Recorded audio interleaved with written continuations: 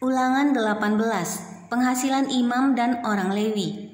Imam-imam orang Lewi seluruh suku Lewi janganlah mendapat bagian milik pusaka bersama-sama orang Israel. Dari korban api-apian kepada Tuhan dan apa yang menjadi miliknya, harus mereka mendapat rezeki. Janganlah ia mempunyai milik pusaka di tengah-tengah saudara-saudaranya. Tuhanlah milik pusakanya, seperti yang dijanjikannya kepadanya.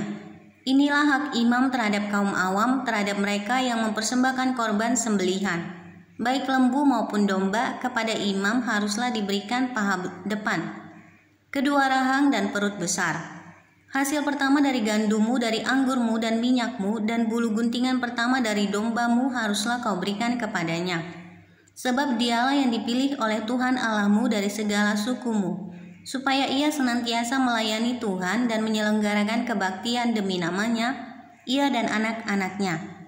Apabila seorang Lewi datang dari tempat manapun di Israel, di mana ia tinggal sebagai pendatang, dan dengan sepenuh hati masuk ke tempat yang akan dipilih Tuhan, dan menyelenggarakan kebaktian demi nama Tuhan Allahnya, sama seperti semua saudaranya orang-orang Lewi yang melayani Tuhan di sana, maka haruslah mereka mendapat rezeki yang sama, dengan tidak terhitung apa yang ia peroleh dengan menjual harta nenek moyangnya.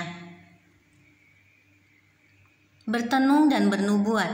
Apabila engkau sudah masuk ke negeri yang diberikan kepadamu oleh Tuhan Allahmu, maka janganlah engkau belajar berlaku sesuai dengan kekejian yang dilakukan bangsa-bangsa itu.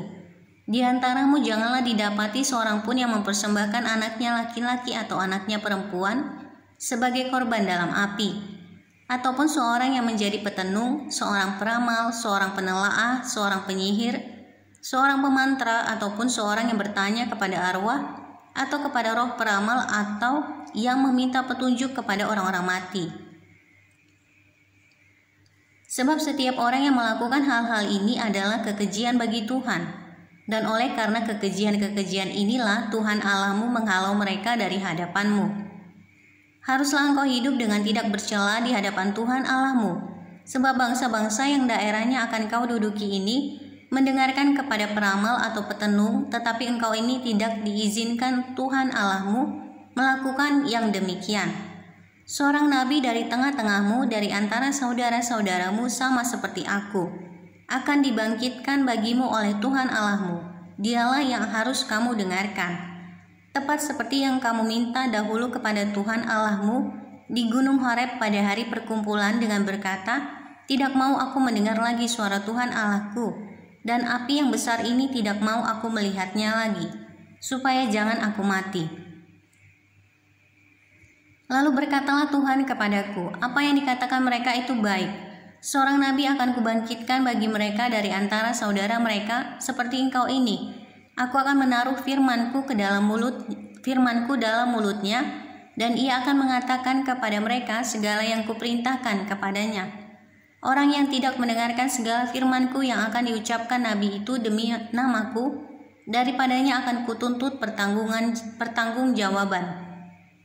Tetapi seorang nabi yang terlalu berani untuk mengucapkan demi namaku perkataan yang tidak kuperintahkan untuk dikatakan olehnya, atau yang berkata demi nama Allah lain, nabi itu harus mati.